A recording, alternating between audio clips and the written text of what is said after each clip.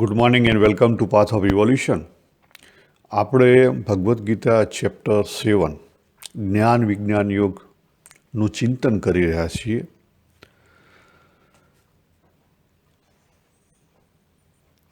તો એમાં આપણે 7મા અધ્યાયનો 4થો, 5મો અને 6થો, જેની અંદર ભગવાન કહે છે કે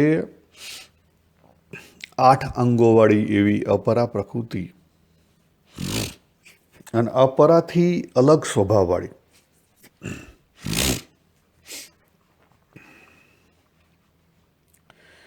એવી પરા પ્રકૃતિ છે. તો એ જે પરા પ્રકૃતિ ભગવાને કહી, બરાબર, કે જેણે જીવ રૂપે આ જગત ધારણ કર્યું છે. એટલે જીવ એ પરા પ્રકૃતિ એકલો નથી. જીવની અંદર ચિત્ત જળ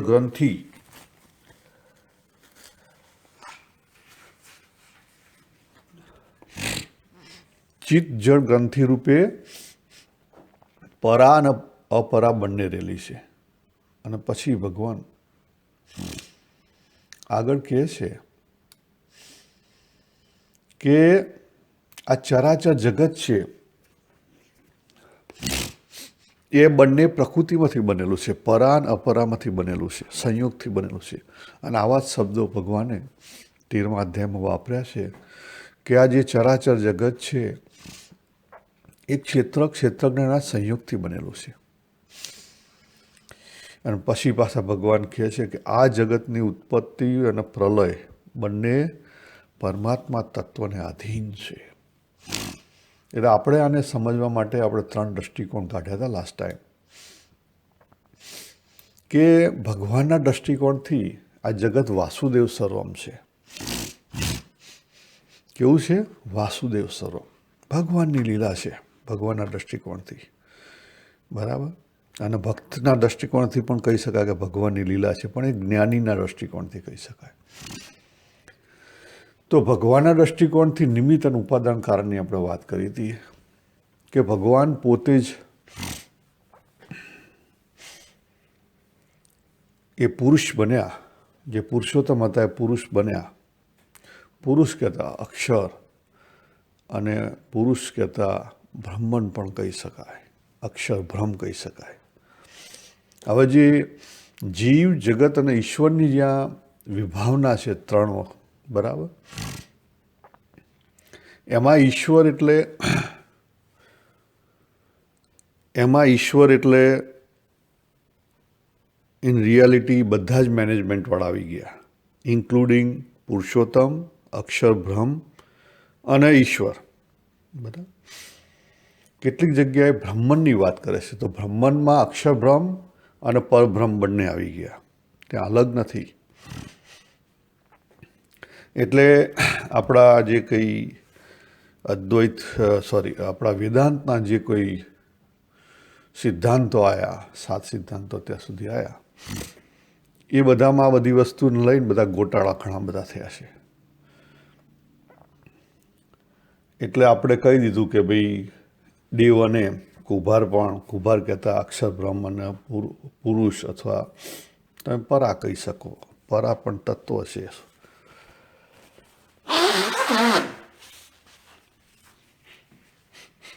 તો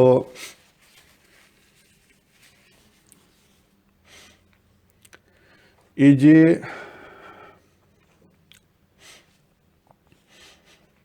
પરા તત્વ, બરાબર, અને બીજી બાજુ માટી એટલે ક્ષર અને પ્રકૃતિ પરા તત્વ. પણ એ પણ અધૂરું છે, કારણ કે શબ્દોની મર્યાદા છે સમજાવવાની. કે માટીમાંથી ઘડો બન્યો, બરાબર, માટીમાંથી ઘડો બન્યો એટલે માટીમાંથી રૂપાંતર થયું, વિકાર થયો. તો શું ભગવાન પોતે વિકારી છે? તો પ્રશ્ન એ થાય ને. અને આવો પ્રશ્ન થાય છે કે જ્યારે બધે જ જો ભગવાનની લીલા છે અને ભગવાનમાંથી જ આ જગત ઉત્પન્ન થયું, તો પછી આ જગતમાં આટલું બધું સુખ અને દુઃખ કેમ છે, આટલું બધું દુઃખ કેમ છે, અત્યારે લડાઈ કેમ થઈ રહી છે? અત્યારે અહીંયા પૂર કેમ આવ્યા છે, બરાબર થાય છે જે ક્વેશ્ચન. પણ ત્યાં પછી ભગવાન કહે છે ને, 9મા અધ્યાયમાં વાત કરે છે ભગવાન કે જગત મારામાંથી ઊભું થયું, પણ હું આ જગત રૂપે નથી. એટલે સંસાર હું નથી, સંસાર પુરુષોત્તમ નથી, બરાબર, ભગવાન નથી.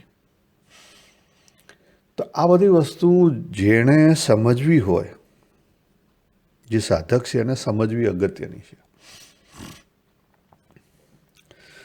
પછી આપણે સમષ્ટિનો વ્યૂ જોયો તો પુરુષ અને પ્રકૃતિના વ્યૂથી સમજવા પ્રયત્ન કર્યો હતો. વૈયક્તિક એટલે જીવના જગ્યાથી આપણે સમજવાનો પણ પ્રતિકોણ કર્યો. હવે જ્યારે તમે આપણે સમષ્ટિનો વ્યૂ જોઈએ, એટલે કે જગતના દ્રષ્ટિકોણ જોઈએ,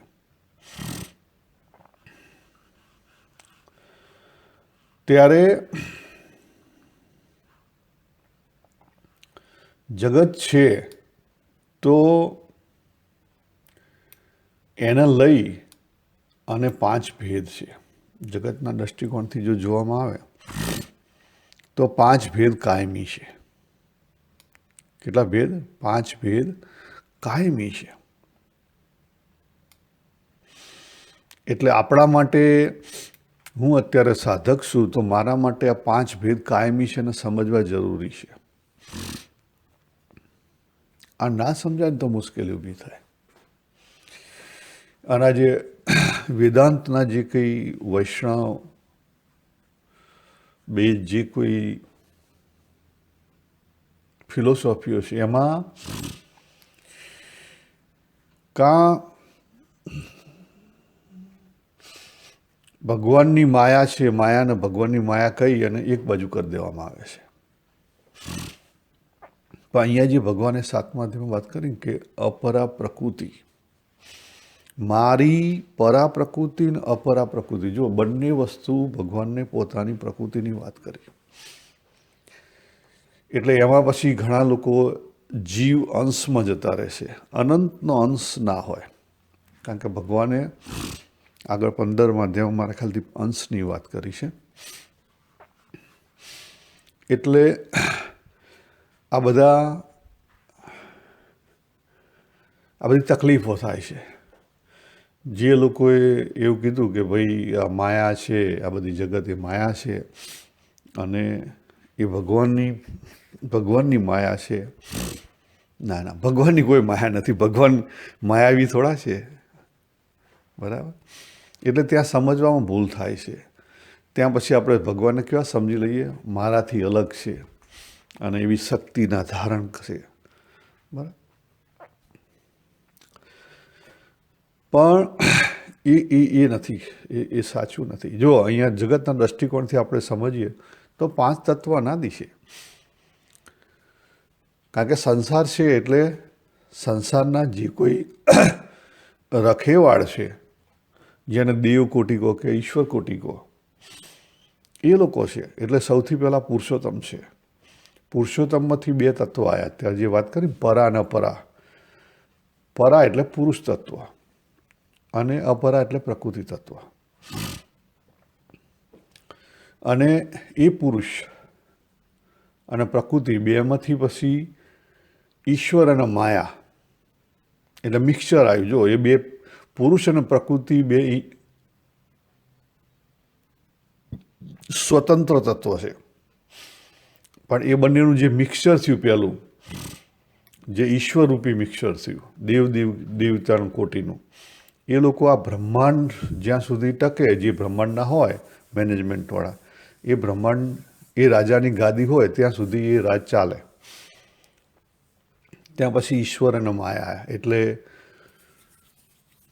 બ્રહ્મા, વિષ્ણુ, મહેશ, બરાબર. અને પછી એ જ જગતની અંદર અનેક ચરાચર જગતની અંદર અનેક વિવિધતાઓ આવી, બરાબર. એમાં એક જીવ આવ્યો.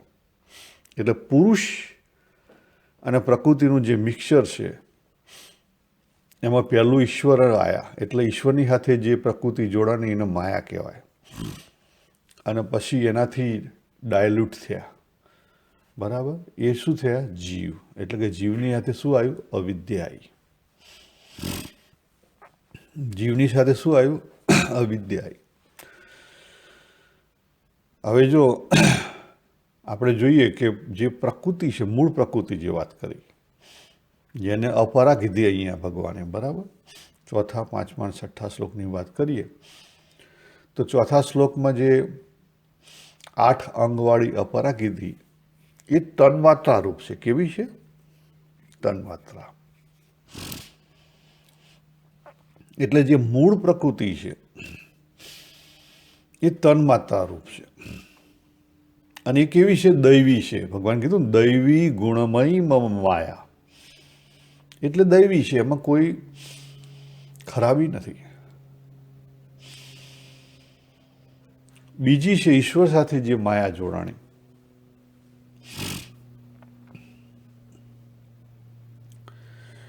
જ્યાં કોસ્મિક ફ્લોમાં છે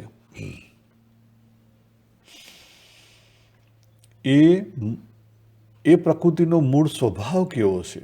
તો એ ગુણમયી છે. 3 ગુણોથી બનેલો છે. અને 3 ગુણને બનવાના કારણે કેવો છે? શક્તિ કેવી છે? વહે છે.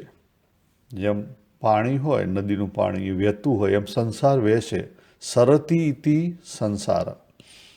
પરિવર્તનશીલ છે. જો આપણા પોતાના શરીર જો નાનપણથી મોટા થયા, પરિવર્તન, દરેક જગ્યાએ પરિવર્તન દેખાશે. પણ પરિવર્તન એ સારા માટે છે. શાના માટે છે? સારા માટે છે. આ સંસાર છે એના માટે છે. બાકી પરિવર્તન ના હોય તો પછી આ ભગવાનને સંસાર રચવાની જરૂર જ નહીં ને. કારણ કે સંસાર આનંદ માટે રચ્યો છે, પરિવર્તન માટે છે. જો ભગવાને 13મા અધ્યાયમાં વાત કરી હતી કે જ્યારે પુરુષ પ્રકૃતિને ધારણ કરે ને ત્યારે પુરુષ સુખ દુઃખનો અનુભવ કરે છે. એટલે એ વખતે પુરુષ એટલે શું થઈ ગયું? જીવ. અને અહીંયા ભગવાને વાત કરી કે જીવે જગત ધારણ કર્યું. એટલે હું જીવ છું તો મારી અંદર પરા ને પરા છે, બે છે. પુરુષ અને પ્રકૃતિ 2 તત્વો રહેલા છે. મેં જ્યારે પ્રકૃતિ ધારણ કરી, યાદ રાખો, હું બોલી રહ્યો છું એનું કારણ શું છે? મેં પ્રકૃતિ ધારણ કરી છે. તો આ મેં પ્રકૃતિ ધારણ કરી, એમાં મારી મૂળ પ્રકૃતિ છે જે કોઈ જાતનું નુકસાનકારક નથી, એ દૈવી છે. તમને કેવી રીતે ખબર પડી? તમે જો મૂળ સ્વભાવ આપણા છે એ દૈવી સ્વભાવ છે. કોઈને મદદરૂપ થવાના સ્વભાવ છે. તમે ચેક કરજો, તમે બી કોકના વગર કારણે મદદરૂપ થયા હશો, અચાનક પણ મદદરૂપ થયા હશો. એ માનવતા કહેવાય. શું કહેવાય? માનવતા કહેવાય. પછી બીજો સ્વભાવ, એટલે મૂળ પ્રકૃતિ છે એ દૈવી છે, તન્માત્રા રૂપ છે, બરાબર. એમાંથી એ કારણ રૂપ છે, એમાંથી કાર્ય નથી. એ કાર્ય પછી ઊભું થયું. પછી એની ઉપર બીજો સ્વભાવ, બીજું લેયર આવ્યું. એ કેવો છે? પરિવર્તનશીલ છે, ગુણમયી છે. એટલે આપણને દેખાય છે, જો નાનાથી મોટા થયા, આપણા મનની અંદર અનેક વિચારો આવ્યા કરે છે, ચાલ્યા જ કરે છે, ચાલ્યા જ કરે છે. આ હું સવારે જાગ્યો, બરાબર. આપણા શરીરમાં બી 3 ગુણો ફરતા રહે છે. એનું પ્રાધાન્ય પણ અલગ હોય છે. દરેક વખતે આપણી સ્થિતિ સરખી નહીં હોતી. જો તમે કદાચ નોટિસ કર્યું હોય તો તમને ખબર પડશે કે આપણને ભાવતી વસ્તુ આપણે જ્યારે જમવા બેઠા છું જીવનની અંદર, તો દરેક વખતે દરેક સરખો આનંદ કે ટેસ્ટ નથી આવતો. ચેક કરજો. વસ્તુ તો એની જ છે, તો કેમ નથી આવતો? અને વસ્તુ પછી આપણે બદલાઈ જાય છે. નાના હતા ત્યારે રમકડા ગમતા હતા, એથી મોટા થયા ત્યારે સાયકલ ગમતી હતી, એથી મોટા થયા ત્યારે પેલું બાઇક ગમતું હતું, એથી મોટા થયા એટલે ગાડી ગમે છે. ને હવે ગાડીમાં રસ નથી. જો ખ્યાલ આવે? એટલે આ બધા પરિવર્તન ચાલુ છે. અને એને લઈને આપણને સુખ દુઃખનો અનુભવ છે. એટલે સુખ દુઃખનો અનુભવ એ સારા માટે છે, ખરાબ માટે નથી. બરાબર. આપણે પેલી વાત કરી હતી સદાશિવની, શિવ અને શક્તિની, એ પણ અહીંયા બેઠી લાગુ પડે. અને આપણે જોઈએ એ કાશ્મીરી સવિજમની રીતે જે સમજાયા છે આ 5 તત્વને, બહુ સરસ સમજાયેલા છે. પછી છેલ્લે આ જીવ બન્યો, જીવ સાથે અવિદ્યા આવી. એટલે જીવમાં પરાપ્રધાન જીવન હોઈ શકે. જો આપણું જીવન પરાપ્રધાન હશે તો આપણે કોસ્મિક જીવ હોઈશું, જે આ સંસારના જીવ છે. કોસ્મિક જીવમાં શું ખાસિયત છે? જે સાધક છે, જે જ્ઞાની છે, કોસ્મિક જીવ છે. તેમાં શું અગત્ય છે?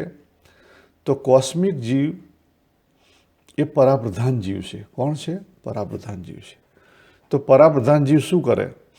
પરાપ્રધાન જીવ પોતાના આગળના કર્મોને લઈને જે કંઈ આવે પરિસ્થિતિ એને સ્વીકારી લે, જેમ છે તેમ 100% સ્વીકાર લે, અને પછી એનું પોતાનું જે કર્તવ્ય કર્મ હોય એ પ્રમાણે કરે.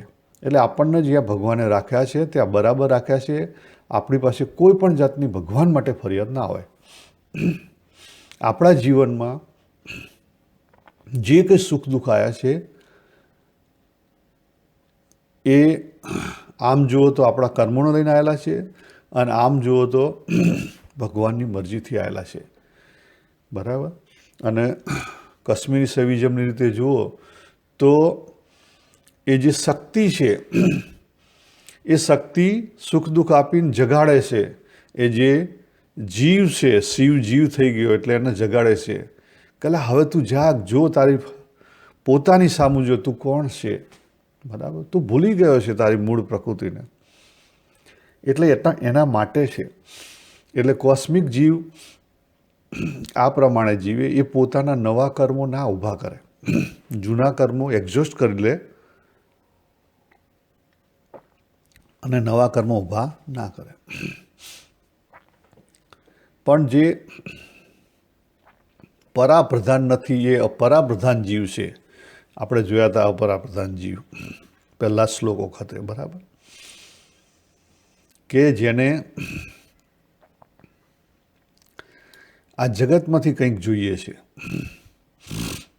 શું જોઈએ છે? આ જગતમાંથી કંઈક જોઈએ છે. અથવા જે જીવ છે એ આ જગતમાંથી આનંદ શોધવા નીકળ્યો છે. ખરેખર પોતે આનંદરૂપ છે, પણ એ પોતે આ જગતમાંથી આનંદ શોધવા નીકળેલો છે. રાઈટ? આપણે બધા જ પ્રવૃત્તિ કરીએ કે નિવૃત્તિ કરીએ એ સુખ શાંતિ આનંદ માટે કરીએ છીએ. તો જે અપરામાંથી આનંદ શોધવા નીકળ્યા, અથવા જેણે અપરા સાથે તાદાત્મ્ય કર્યું, જેણે અવિદ્યા સાથે તાદાત્મ્ય કર્યું, જો યાદ શબ્દ રાખો. બરાબર? તમે મૂળ પ્રકૃતિ સાથે તમારું તાદાત્મ્ય હશે તો કોઈ વાંધો નથી. બરાબર? અને ગુણમય માયા સાથે આપણું એક્સેપ્ટન્સ, તાદાત્મ્ય નથી પણ આપણું એક્સેપ્ટન્સ તો છે જ. કારણ કે એટલા માટે હું બોલી રહ્યો છું, એ જીવન છે. શું છે? જીવન છે. એટલે મૂળ પ્રકૃતિ એ જીવન છે. પ્રકૃતિનો જે પરિવર્તનશીલ સ્વભાવ છે એ પણ જીવન છે, કારણ કે કોસ્મિક લેવલે છે. સુખ દુઃખનો અનુભવ આપે છે એ જીવન છે. પણ એથી પર ત્રીજો જે એની ઉપર જે આવ્યો વિકાર, વિકાર એ જન્મ મરણનો જે બંધન ઊભું કરે છે. એ નવા કર્મના બંધનો ઊભા કરે છે, સંસ્કારો ઊભા કરે છે. એ સંસ્કારો કેમ ઊભા થાય છે? કારણ કે આપણે વૈયક્તિક બની જઈએ છીએ. જ્યારે હું બાબુ છું, હું છું એ પ્રોબ્લેમ નથી, હું બાબુ છું એ પણ પ્રોબ્લેમ નથી, પણ હું બાબુથી અલગ દેખાઉં છું, બીજાથી અલગ દેખાઉં છું એ પણ પ્રશ્ન નથી. તો પ્રશ્ન ક્યારે ઊભો થાય છે? હું અલગ દેખાઉં છું અને પછી જે કંઈ ઇનકમ્પ્લીટનેસ દેખાય છે એને પૂરી કરવા માટે હું આ જે સંસાર વહી રહ્યો છે એને ડિફોર્મ કરવાનો પ્રયત્ન કરું, એને બદલવાનો પ્રયત્ન કરું, ત્યાં પ્રોબ્લેમ છે. પછી એ ફિઝિકલથી બદલવા પ્રયત્ન કરું, પણ મારો જે ભાવ છે એ અગત્યનો છે. ભાવને લઈને કર્મબંધન છે. કોને લઈને છે? અંદરના ભાવને લઈને કર્મબંધન છે. એટલે જે લોકો પ્રકૃતિ પ્રધાન થઈ ગયા, એટલે ભોગી લોકો જે ભોગમાંથી આનંદ શોધે છે, બરાબર.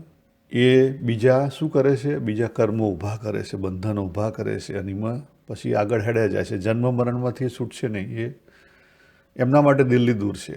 પછી બીજા કયા આવ્યા? જેમને પદાર્થોની વાસના અને કામના છે, એમાં સુખ માન્યું છે, પ્રકૃતિના પદાર્થો. પછી એ દેવી દેવતાનો ભજે અને એમાંથી મેળવે, પણ એન્ડ ઓફ ધ ડે સકામ ઉપાસના પણ અધૂરી છે.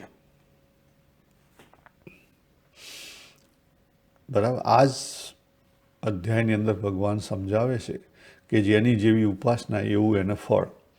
એટલે દેવી દેવતાઓ ઝડપથી પ્રસન્ન થાય, પણ દેવી દેવતાઓનું ફળ કેવું હોય? આ લોકનું જ હોય. આ લોક કહેતા આજે પ્રકૃતિની અંદર, માયાની અંદરનું જ હોય. એથી પરનું ના હોઈ શકે, કારણ કે એમની પાસે છે જ નહીં એથી પરનું.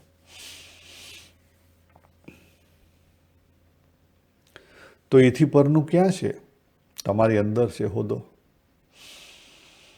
અંદર જે ભગવાન બેઠા છે, બરાબર, ત્યાં છે. પછી રોગી છે, અને છેલ્લે ચોથો કોણ છે? પ્રકૃતિ પ્રધાન ત્યાગી છે. રોગીને જે પ્રકૃતિ આવી છે એને દૂર કરવા પ્રયત્ન કરે છે. પ્રકૃતિનો જે વિકાર આવ્યો છે એને દૂર કરવા પ્રયત્ન કરે છે. ત્યાગી છે, એને કશું નહીં આવ્યું પણ માનીને ત્યાગ કરવા માને કે છે.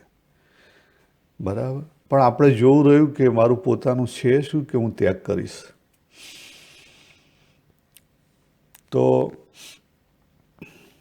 આ ચાર જગ્યાએ આપણે જો ધ્યાન ના રાખીએ તો આપણને જન્મ મરણના વધારે સંસ્કારો લાગે. ભોગમાં શું થઈ જાય? એટેચમેન્ટ થઈ જાય. પદાર્થોની વાસનામાં શું થઈ જાય? આપણે ભક્તિ હોય પણ છતાં આ લોકનું માગીએ. શું માગીએ? આ લોકનું માગીએ. રોગમાં શું થઈ જાય? મારો રોગ છે. શું થઈ જાય? મારો રોગ છે.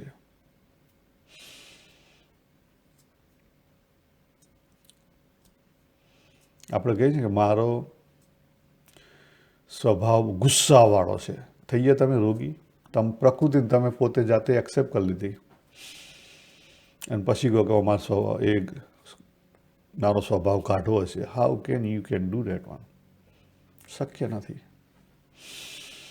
જે રોગી છે એમાં રોગીઓ કોણ આવી ગયું? બધા આવી ગયા. જે લોકો ઓપન નથી, જે હાર્ડકોર છે, બધા પણ રોગીમાં જ આવી ગયા. જે કોઈ હાર્ડકોર છે એ પણ રોગીમાં જ આવી ગયા. જેની અધૂરી સમજણ છે બધા રોગીમાં આવી ગયા. અને ત્યાગી છે, જે ત્યાગ કરીને હું છું એનો અભિમાન ધારણ કરે છે. જો કેટલાય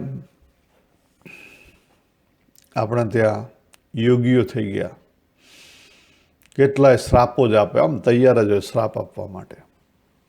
કેમ?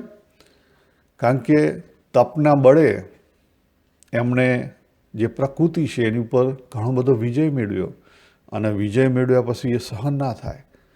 ક્યાંક જો એટલે સીધો શ્રાપ મારી દે. બરાબર. કંઈક આપતા જ ફરે કે જા બેટા તને આ થશે ને પેલું થશે ને હા થશે ને ના થશે. એટલે એ પણ ખોટું છે, કારણ કે એન્ડ ઓફ ધ ડે તમારે મૂકવું પડશે. એક દ્રષ્ટિથી તમને સારું લાગે, પણ બીજી દ્રષ્ટિથી એ પણ ખોટું છે. આ બધા હઠ યોગીઓ ખરા.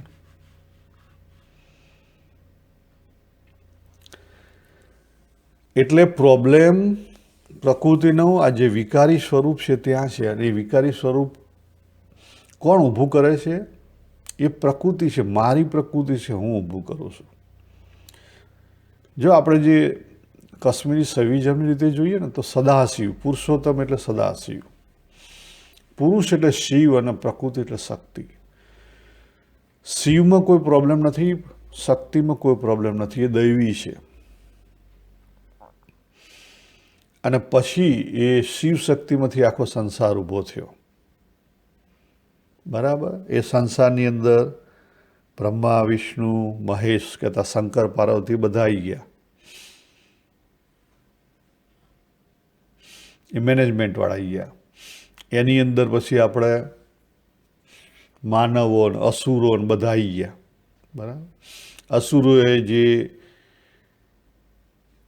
એમની જે વિદ્યા છે એ અવિદ્યા થઈ ગઈ, કારણ કે એમને ઊંધા હેડ્યા. દેવો છે, બરાબર, દેવોને મેનેજમેન્ટમાં મૂક્યા છે, એટલે એમના માટે એવું કંઈ છે નહીં. અને માનવો છે, માનવો જો દૈવી પંથે નીકળે તો ઠીક છે, દૈવી પંથે ના નીકળે માનવ પર રહે જ તો પછી એ જન્મ મરણમાં ચાલ્યા જ કરે, કાં પછી અસુરી થઈ જાય. 3 વસ્તુ થાય, ચોથી નહીં. કાં દેવી બનીને આગળ નીકળે, બરાબર. તો આ જે શિવ છે એ પોતે શું થયો? જીવ થયો. અને જીવ થયો એટલે જે શક્તિ છે એ શક્તિની પાછળ પડ્યો એટલે ભૂલો પડ્યો, અવિદ્યામાં માયામાં ખોવાઈ ગયો, એટલે જીવ થયો. જીવ બન્યો છે. જીવ બન્યો એટલે પોતાનું અસ્તિત્વ ભૂલી ગયો. એટલે પછી જે પ્રકૃતિ છે એને શું કરે છે? સુખ દુઃખનો ઊંચો નીચો કરે, સુખ દુઃખનો અનુભવ કરે, કહેતા જગાડે છે કે આ ઊંઘીશ ક્યાં સુધી? બરાબર. એટલે સમજી લો કે આપણા જીવનમાં કોઈ પણ દુઃખ આવે છે તો એ આપણને પ્રકૃતિ જગાડે છે. ઊંઘેલા શિવને પ્રકૃતિ જગાડે છે કે હે શિવ, તું જો, તું જીવ નથી, તું શિવ છે, જાગ.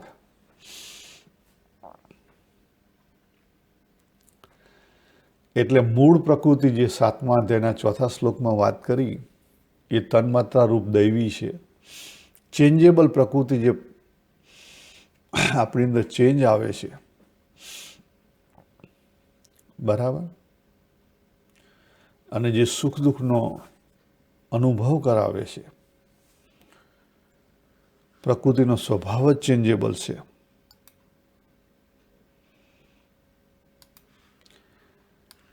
તો એ ચેન્જેબલ પ્રકૃતિ છે એ સુખ દુઃખનો અનુભવ કરાવે છે, એ પણ સારી છે, ખોટી નથી.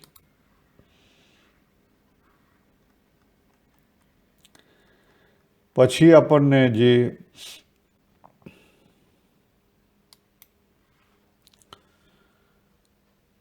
વિકારી પ્રકૃતિની વાત કરી કે એમાંથી જે બધા વિકાર ઊભા થાય છે, 13મા અધ્યાયમાં વાત કરી. ચેન્જેબલ પછી વિકારી શબ્દ વાપર્યો ભગવાને, બરાબર. તો વિકારીમાં જે છે ત્યાં પ્રોબ્લેમ છે.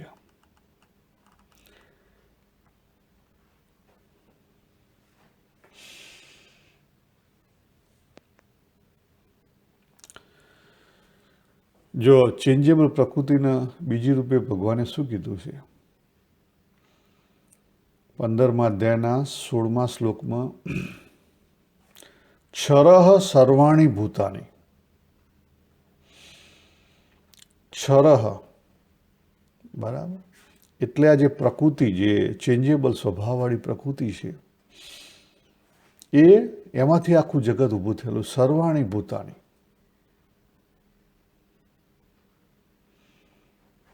એને લઈ અને જગત વિદ્યમાન છે. તો આ જે તન્માત્રા રૂપ મૂળ પ્રકૃતિ છે એ આપણું જે ઓરિજિનલ પરા છે, પરાશક્તિ, એ ચિત્ત શક્તિ થ્રુ પ્રાણ શક્તિ થઈ અને વહી રહી છે. જો પ્રાણ શક્તિ છે એને લઈને હું બોલી રહ્યો છું અને પ્રાણ શક્તિ અંદરથી વહી રહી છે, તન્માત્રા રૂપ વહી રહી છે. શબ્દ નીકળે છે બહાર તો એમાંથી એ જ પરાશક્તિ બહાર નીકળે છે વૈખરી રૂપે, બરાબર. સંભળાય છે તો એ જ શક્તિનો ઉપયોગ થાય છે. આપણે કોઈ સ્વાદ કરીએ, રંગ, રૂપ, ગંધ, બધું જે માત્ર છે, એટલે કે તન્માત્રા રૂપ જે ગંધ છે એમાં કોઈ પ્રોબ્લેમ નથી. પણ આપણે જે સારી અને ખરાબ કરીને આપણે જે રાગ અને દ્વેષ ઊભા કરીએ છીએ એ વિકાર છે, બરાબર. એટલે રંગ, રૂપ, આ જે પંચ તન્માત્રાઓ છે, ગંધ, રસ, રૂપ, સ્પર્શ અને શબ્દ, એ જે માત્ર છે એમાં કોઈ વિકાર નથી. પણ એથી પછી આગળ આપણે જે રંગ છે તો એમાં પછી આપણે જે રંગ માત્ર છે એમાં કોઈ પ્રોબ્લેમ નથી. પણ એમાં પછી કહીએ કે બ્લુ મને બહુ ગમે અને કાળો મને ના ગમે, આ વિકાર છે, બરાબર. પણ તમે જેમ છે એમને સ્વીકારી લો તો કોઈ પ્રોબ્લેમ નથી. પ્રકૃતિનો જે રંગ જેમ છે તેમ તમે જો સ્વીકારી લો તો કોઈ પ્રોબ્લેમ નથી.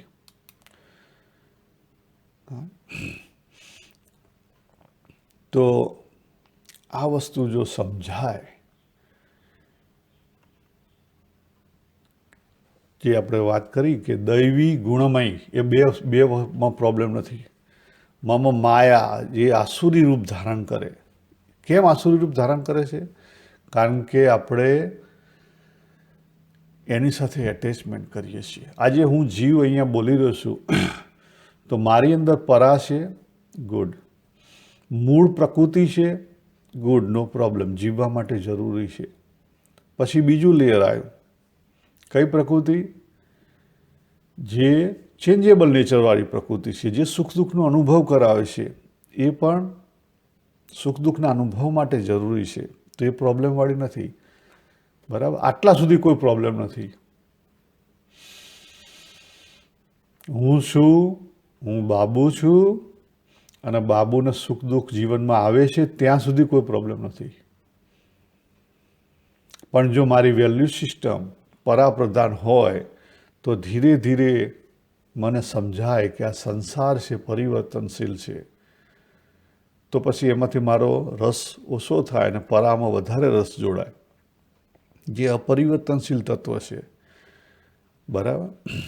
અને પછી તન્માત્રા રૂપા સંસાર જોવાય કે ઓહો ભગવાનની શું લીલા છે. જો પક્ષીઓ ગાઈ રહ્યા છે, બાળકો રમી રહ્યા છે, બધી જગ્યાથી તમને શક્તિ દેખાય. ભગવાનની જે શક્તિ છે બહાર નીકળતી દેખાય. પણ આપણે જોઈ શકતા નથી. તન્માત્રા રૂપ છે એને જોઈ શકતા નથી અને એક્સેપ્ટ પણ કરી શકતા નથી. સાધક માટે આ જરૂરી છે. સંસાર આ રીતે ભગવાનની લીલા છે અને આખો સંસાર આ રીતે વાસુદેવ સર્વમ છે. બરાબર. બીજી રીતે નથી. એટલા માટે વ્યવહાર છે ને એ વ્યવહારની રીતે કરવો પડે. પણ ભાવ છે ને એ આ રીતે ભાવ, સમત્વનો ભાવ આ રીતે રાખવાનો છે. ત્યાં ભૂલ થાય છે. ઇમોશન્સ, સુખ દુઃખ હોય એટલે ઇમોશન્સ જરૂરી છે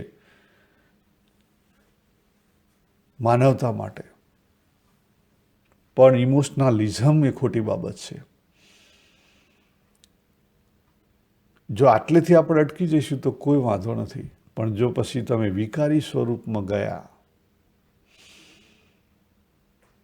બરાબર, ના મને તો આ જ ગમે, મને તો આ જ જોઈએ, આવી ગયું વિકારી સ્વરૂપ, આ જ સાચું, ગયા.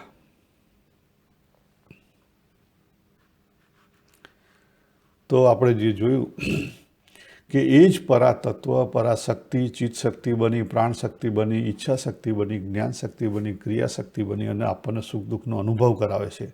ત્યાં સુધી કોઈ પ્રોબ્લેમ નથી. પણ સુખી અને દુઃખી બની ગયા અને પછી આપણે એ પ્રમાણે જે વિકારો ઊભા કર્યા, કામ, ક્રોધ, લોભ, મોહ, મત્સર, ઈર્ષા, બરાબર, બીજાનું ખોટું કરવાની ભાવના, બીજાને નુકસાન કરવાની ભાવના, એ જે મોહ છે એ મોહ બધા કારણરૂપ છે. અને મોહ કેમ ઊભો થયો? તાદાત્મ્ય કરી લીધું એટલા માટે. અને તાદાત્મ્યને સાચું માની લીધું એટલા માટે. જો તાદાત્મ્યને જેમ છે તેમ માનો તો સુખ દુઃખનો અનુભવ થશે. એ સારી બાબત છે. બરાબર. તાદાત્મ્યને જેમ છે તેમ માનશો કે આ બાબુ છે, બાબુ શરીરધારી બાબુ છે, ઇટ્સ ઓકે. તો બાબુની ઉંમર થાય, ઇટ્સ ઓકે. એક દિવસ શરીર પડી જાય, ઇટ્સ ઓકે. પણ બાબુ એ જ, આ જે શરીરધારી બાબુ છે એ જ સાચો છે અને એની ઉંમર વધવી ના જોઈએ. એ હજારો વર્ષ જીવવો જોઈએ. એના ફેમિલી, છોકરા સૈયા બધા માટે કરોડોની મિલકત જોઈએ તો પછી પતી ગયો. તમે વિકારીમાં આવી ગયા, તમને કંઈક જોઈએ છે, કામના થઈ ગઈ, બરાબર. પહેલાંમાં તમે લબડી ગયા. ક્રોધની વાત મૂકો એક બાજુ. એટલે કામનાને પણ આપણે અગત્યથી સમજવાની છે. આપણે આગળ વાત કરી હતી ને કે જે ભોગી છે પછી જેને વાસના છે, આ લોકના પદાર્થોની રસ છે, બરાબર. પછી ત્રીજા કયા જોયા હતા? રોગી છે. અને ચોથા જોયા હતા ત્યાગી છે. આ ચારમાંય ફસાવાનું નથી સાહેબ. ત્યારે જેમ છે તેમાં સમજી શકાશે તો આપણે આ જોયું. કારણ કે શું થાય છે કે સત અને અસતમાં એ ક્યાં સુધી છે? જગતમાં છે સત અને અસત, એથી પર નથી. જો ભગવાન 13મા અધ્યાયમાં વાત કરી કે જે પુરુષ તત્વ છે એને સત પણ ના કહી શકાય અને અસત પણ ના કહી શકાય, અને સત અને અસતથી પર છે. એટલે આ સંસારની અંદર સંસારના દ્રષ્ટિકોણથી સત અને અસત છે. યસ, બરાબર. ભગવાન અહીંયા જે પરાની વાત કરે છે એ ચેતન તત્વ છે. એ ચેતન તત્વ કેવું છે? પ્રકૃતિ નથી, વિકૃતિ નથી, કાર્ય નથી, કારણ નથી. એ સચ્ચિત આનંદ સ્વરૂપ છે. તો પછી ભગવાન એને પ્રકૃતિ કેમ કીધી? સમજાવવા માટે. કારણ કે એ મૂળ તત્વ છે, એમાં કોઈ ફેર નથી થતો. પ્રકૃતિ આવે ને જાવે. એટલે તો ભાઈ ભગવાને બીજો શબ્દ વાપર્યો કે આ જીવે જગત રૂપે ધારણ કર્યું છે. આ જીવે જગત ધારણ કર્યું છે. કોની રૂપે? પ્રકૃતિ રૂપ. બરાબર. એટલે તમે ભગવાનના દ્રષ્ટિકોણથી સમજવાનો પ્રયત્ન કરશો નહીં સમજાય. સંસારના દ્રષ્ટિકોણથી સમજો, અથવા જે કાશ્મીરી શૈવિઝમ છે એના દ્રષ્ટિકોણથી સમજો. એ જ શિવ છે, એ જીવરૂપ થયો છે, પણ પ્રકૃતિ ધારણ કરી થયેલો છે. તો હું શિવ છું? ના, જીવના દ્રષ્ટિકોણથી હું શિવ નથી. શિવના દ્રષ્ટિકોણથી હું શિવ છું, છે ને? એટલે આ દ્રષ્ટિકોણ સમજવાના છે, એની સાચી વેલ્યુ સમજાવવાની છે. હવે એક જોઈ લઈએ કે તન્માત્રા. તન્માત્રામાં જે માત્ર તન્માત્રા છે એના નામ પણ ગંધ, રસ, રૂપ, સ્પર્શ અને શબ્દ છે. પંચ તન્માત્રા પણ એક કારણ રૂપ છે. એ તન્માત્રા આપણને, એ મૂળ પ્રકૃતિ છે, એ આપણને કોઈ નુકસાનકારક નથી. એ સુખ દુઃખના અનુભવ માટે છે. પણ જે તન્માત્રા આપણા ઇન્દ્રિયોના અંતઃકરણનો વિષય છે, કાર્યરૂપ, તો કઈ રીતે? તો કે મને કાળો કલર ના ગમે. આ જે દ્વેષ ઊભો થયો, બરાબર, એ કોનો છે? ઇન્દ્રિય મન બુદ્ધિનો છે. તમે જોશો તો જો એકને કાળો કલર ગમતો છે, બીજાને નહીં ગમતો હોય, તો કોનું મન સાચું? કોની બિલીફ સાચી? ખ્યાલ આવ્યો કે નહીં? એટલે આજે ઇન્દ્રિય અંતઃકરણનું જે વિષયરૂપ, કાર્યરૂપ, જે આજે 5 વિષય ગણાયા, એ 5 વિષય એ વિકારી છે.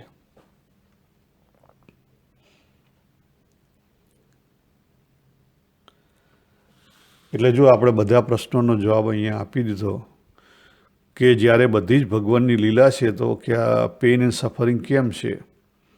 તો પેઇન એન્ડ સફરિંગ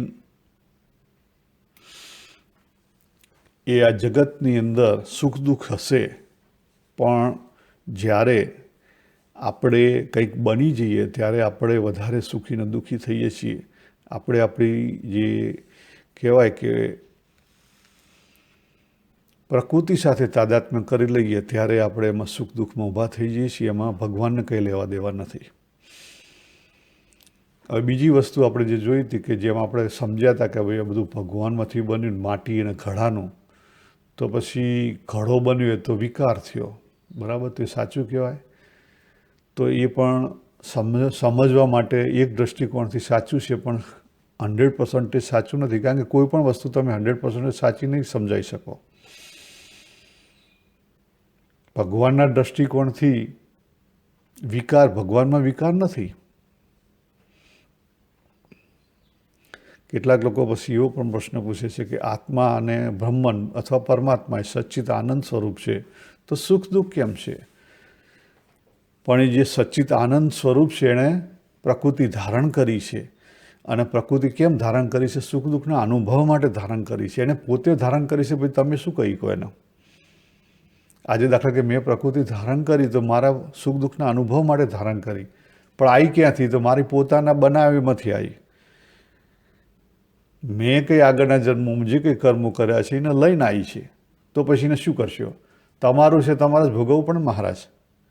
તો ભોગવી લો, નવા ઊભા ના કરો. આ સાધકની જવાબદારી છે. કોસ્મિક જીવ બની જીવી નાખો. હા. પછી કેટલીક એવું કહેવાય છે કે માયા એ ઇલ્યુઝન છે અથવા પ્રકૃતિ જળ છે. તો પછી હાઉ કેન,